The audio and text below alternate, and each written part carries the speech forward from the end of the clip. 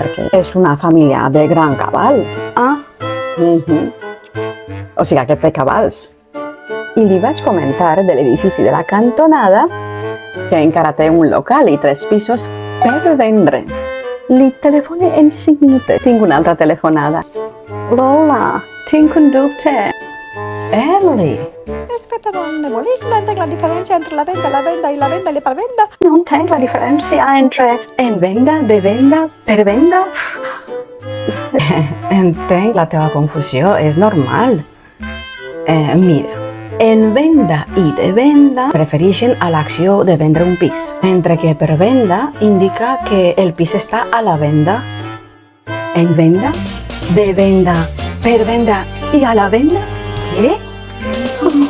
És una qüestió de gramàtica i de preposicions. Sí, massa preposicions. I la millor opció serà de llogar-lo.